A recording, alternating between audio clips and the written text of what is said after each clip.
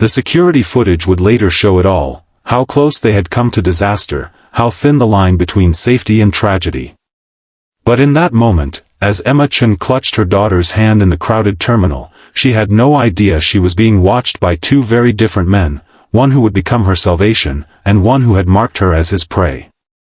If you're enjoying this story of suspense, connection, and unexpected heroes, please hit that like button and subscribe to our channel for more compelling narratives that explore the extraordinary moments hiding in ordinary lives.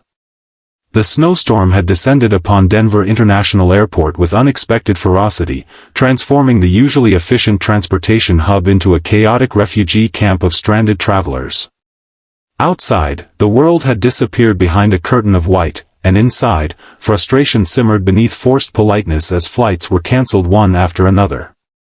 Emma Chen stood at the departure board, her designer coat and perfectly styled hair marking her as someone accustomed to controlling her environment. But nature recognized no corporate hierarchy, and the red, cancelled, notification beside her flight to San Francisco rendered her C-suite authority meaningless. Beside her, 7-year-old Lily fidgeted with the strap of her pink backpack, her small face pinched with exhaustion. "Mommy, are we going to sleep here?" Lily asked, her voice small against the cacophony of announcements and complaints that filled the terminal. Emma squeezed her daughter's hand. "No, sweetheart. I'll figure something out." But the confidence in her voice was manufactured, a skill honed through years of boardroom presentations and investor calls. The truth was, with every hotel within 50 miles booked solid and the roads impassable, their options were dwindling by the minute. 3 gates away, Marcus Reeves watched his 10-year-old son, Theo, arrange their emergency supplies, 2 airline blankets, vending machine snacks, and the tablet loaded with movies that would hopefully make sleeping on airport chairs somewhat bearable. Unlike the polished CEO, Marcus wore his fatigue openly, his stubbled face and rumpled flannel speaking to the 3 days they'd spent traveling back from visiting his parents in Maine. "Dad, look," Theo said suddenly, pointing toward the large windows. "That guy's been walking back and forth out there for like 20 minutes. Marcus followed his son's gaze to the covered walkway connecting the terminal to the short-term parking structure. Through the snow-streaked glass, a figure in a dark coat paced methodically, occasionally stopping to peer inside. Something about the man's movements, too deliberate, too focused amid the chaos, triggered Marcus's instincts, honed by years as a former detective before he'd left the force to raise Theo after his wife's death. "Probably just trying to get a signal," Marcus said, but he continued watching, noting how the man's attention seemed fixed on something, or someone, inside the terminal. Emma found 2 vacant seats near a charging station and guided Lily toward them, navigating through the sea of stranded passengers. Her phone buzzed with messages from her executive team, all requiring decisions that couldn't wait for morning, storm or no storm.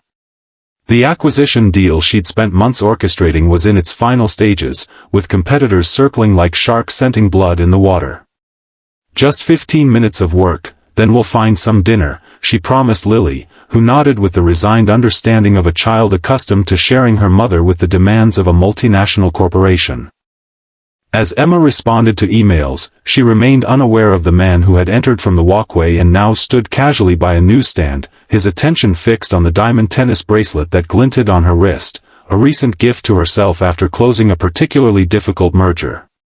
But more valuable than the bracelet was the small USB drive hanging from her keychain, containing proprietary algorithms that would revolutionize her company's AI capabilities.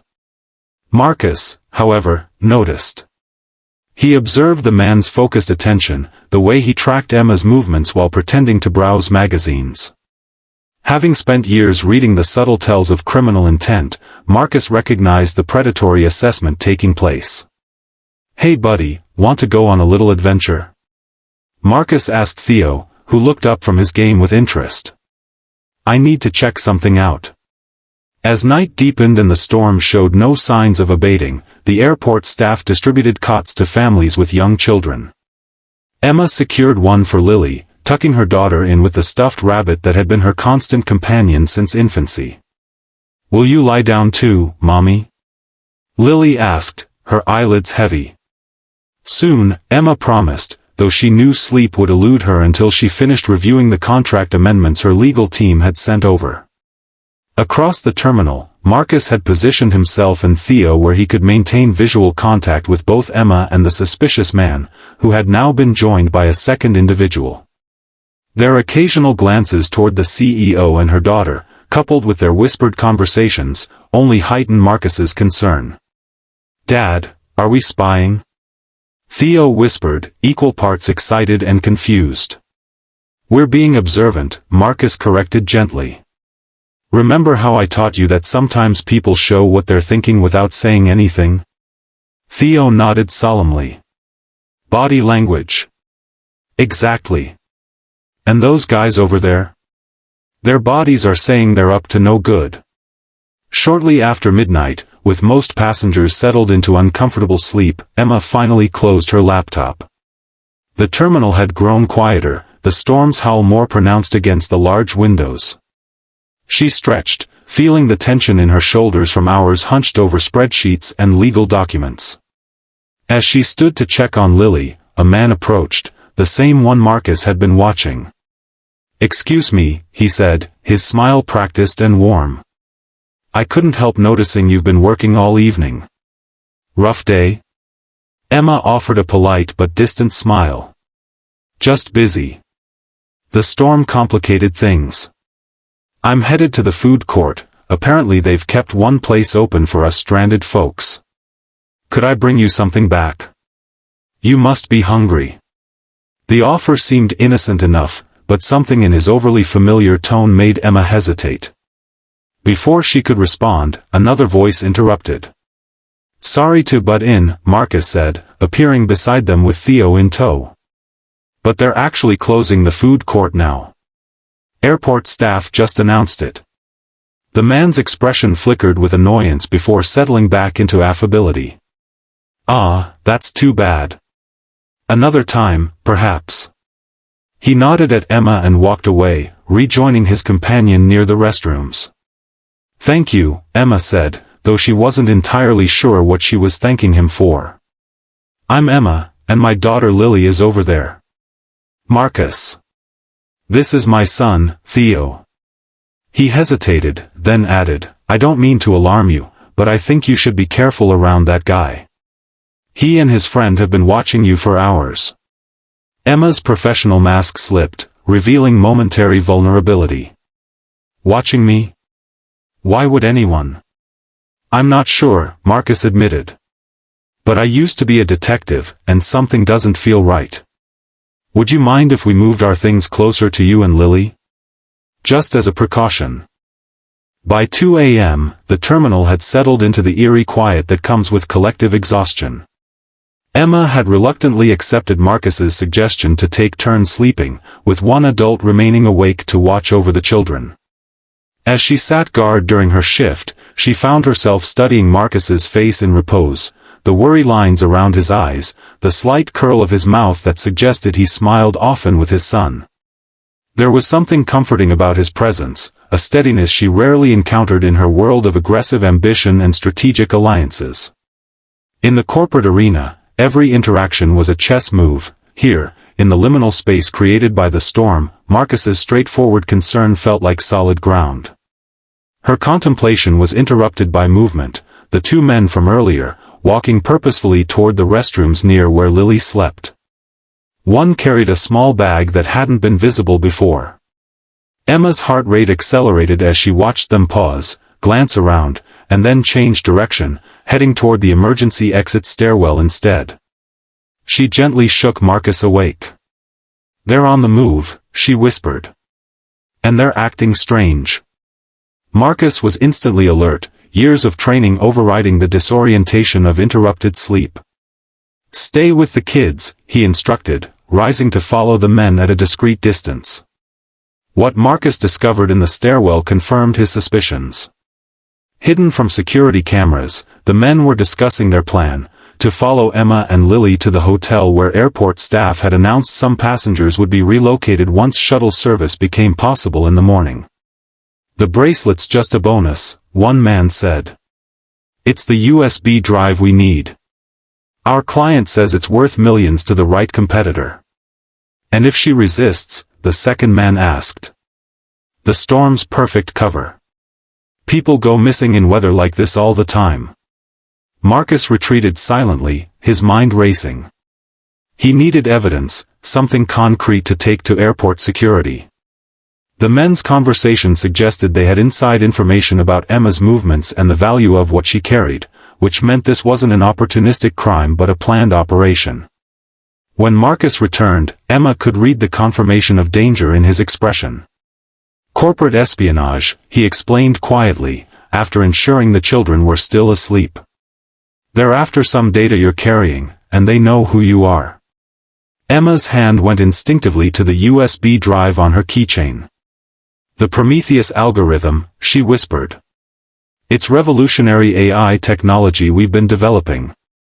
If it got into the wrong hands. She didn't need to finish the thought. In the cutthroat tech industry, such a leak could destroy her company and the livelihoods of thousands of employees. We need to contact security without alerting them, Marcus said. Do you know anyone who might have leaked your travel plans? Emma's mind raced through possibilities. My assistant booked everything, but she's been with me for years. The board knows I'm traveling, and a few key team members. She paused. There's a new VP of product development who's been pushing for access to the algorithm. He was against my decision to keep it isolated from the main servers. That's a start, Marcus nodded. Here's what we're going to do. Their plan was simple but risky. Using Emma's executive status, they approached an airport staff member with a story about lost medication in their checked luggage, gaining access to a private office where they could contact both airport security and Emma's company's head of security without being observed. What they didn't anticipate was how quickly the men would move. As Emma and Marcus were explaining the situation to a skeptical security officer, Theo's panicked voice came through on a call from Emma's phone, which she'd left with the boy. Dad. They took Lily. They said they'd hurt her if the lady doesn't bring them something. The world seemed to stop for Emma, her carefully constructed composure shattering completely. My baby, she whispered, her face draining of color. Marcus gripped her shoulders. We'll find her. I promise you. To the security officer, whose doubt had transformed to alarm, he said, lock down all exits. Now. The next hour unfolded in a blur of security camera footage, radio communications, and the cold, calculating part of Emma's brain that had made her a formidable CEO now channeled into finding her daughter. Marcus stayed by her side, his experience guiding the security team's search efforts. They discovered that the men had taken Lily to the airport service tunnels, accessible through a maintenance door near the restrooms. Security camera footage showed the child walking between them, one man's hand gripping her shoulder in what would appear to casual observers as a paternal gesture rather than a threat. They'll contact you soon, Marcus predicted grimly. They'll want to exchange Lily for the algorithm. As if summoned by his words, Emma's phone buzzed with a message from an unknown number, USB for the girl. Service Tunnel B. Come alone or she dies. Emma's hand trembled as she showed Marcus the message. I have to go. Not alone, Marcus insisted. They'll kill you both once they have what they want. I can't risk Lily's life. And I won't let you sacrifice yours. Marcus's voice softened. Trust me, Emma. I've dealt with people like this before. There's a way to save both of you. The service tunnel was dimly lit and eerily quiet, the storm's fury muffled by concrete and distance. Emma walked slowly, her footsteps echoing, the USB drive clutched in her palm. According to the plan she and Marcus had devised with security, officers were positioned at both ends of the tunnel, with Marcus following at a distance, using his experience to remain undetected. That's far enough, called a voice from the shadows. The two men emerged, one holding Lily's hand. The child's face was tear-streaked but resolute, her small chin raised in a gesture so reminiscent of her mother that Emma's heart clenched. I brought what you wanted, Emma said, holding up the USB drive. Now let my daughter go. Toss it over, the man instructed. Once we verify it's real, we'll release the girl. No, Emma replied, her voice steady despite her fear. My daughter first. The standoff stretched for several tense seconds before the man nodded to his companion, who released Lily's hand with a small shove. The child ran to her mother, who embraced her fiercely with one arm while keeping the other extended, still holding the USB drive. Now your part, the man demanded, stepping forward. Emma hesitated, then tossed the drive. As the man bent to retrieve it, Marcus emerged from his hiding place, followed by airport security officers from both directions. In the confusion, the second man pulled a weapon, but before he could aim it, Marcus tackled him to the ground. Police! Don't move, shouted the security officers, their weapons drawn. In seconds, both men were subdued and handcuffed. The one Marcus had tackled glared at Emma with undisguised hatred. You'll regret this. People more powerful than you want what you have. Emma held Lily closer, her CEO persona returning as she regarded the man coldly. They'll have to go through me to get it. Dawn broke over Denver with the storm finally abating, weak sunlight glinting off snow-covered runways.